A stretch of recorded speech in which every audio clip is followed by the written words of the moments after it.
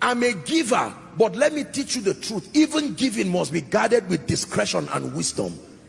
Just because God mandates that we give does not mean we should be careless. Some of you are emotional givers. It's not just revelation.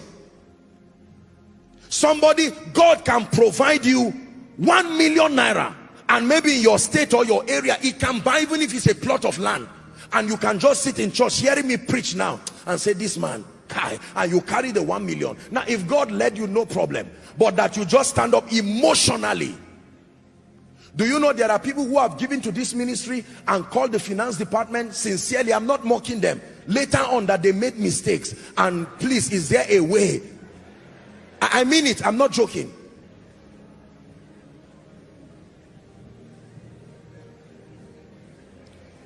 For some of you, when they call, maybe in your various assemblies or in any meeting, they call for a vow or they call for giving. You see your colleagues and your contemporaries come out, and out of sheer carnality and pressure, not the leadership of the Spirit.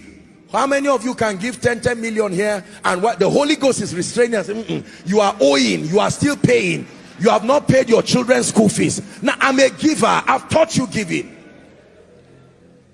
There are many people today who even run away from churches because they vowed vows that they cannot pay. You went to 3 churches and pledged 10 million, and all the men of God know you. You are running away, your children are running away. It was needless.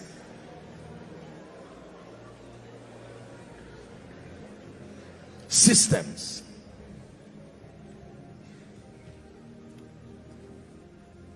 Most people don't prepare their offering before they come to church. It is when they see the person who is say, oh, package your tithes and offerings, they just check and look at everything. That's why you are not growing financially. This is the balance. You can't give God peanuts and check what is here. 1,000, you return it back. 500, you return it back.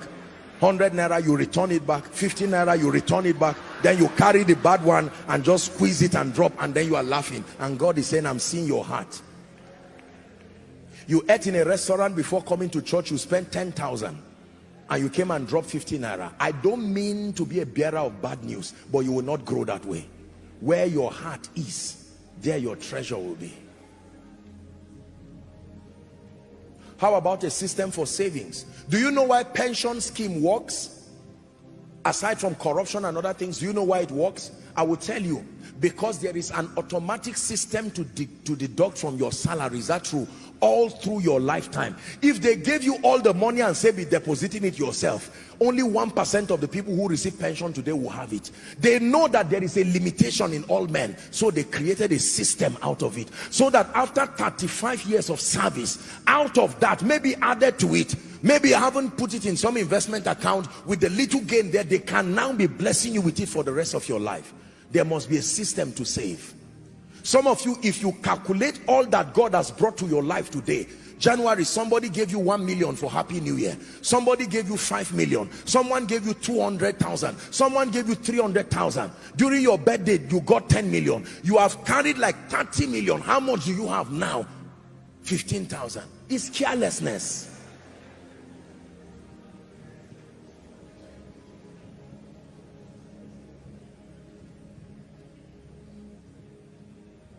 Do you have a system in your life for replenishing? Listen to my financial series. Do you have a system in your life?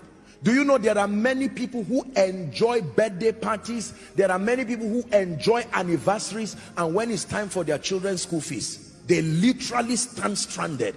And do you know why nobody helps them? Because the impression they have given is that I am comfortable.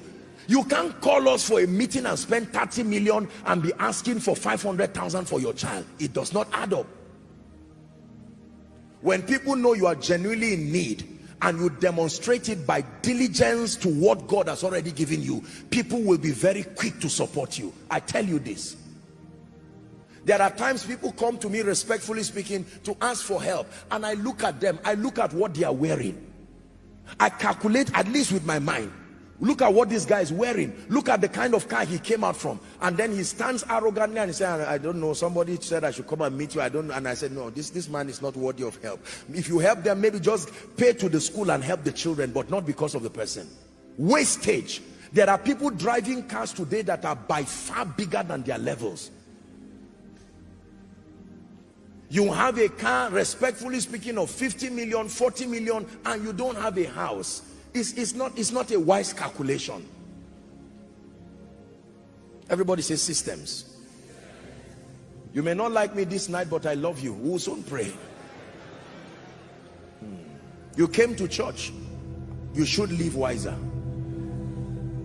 Some of you, there's some money that should have come to you. God delayed it until you hear this message. Because if that money had arrived last week, with all the prophecies I've been giving you, God has allowed you now because he wants you to, now that it comes with this wisdom. Those friends that used to call you, has it come? You tell them, listen to Koinonia message part 3, striving for mastery. Manage your passion for celebration and some of these excessive things. Let God build you and you can have to do anything and even give.